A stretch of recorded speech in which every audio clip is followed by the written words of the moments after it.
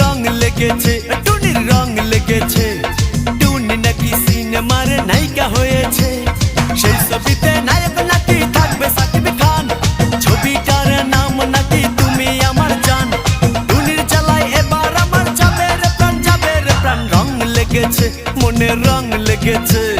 টুনি নাকি সিনেমার নায়িকা হয়েছে।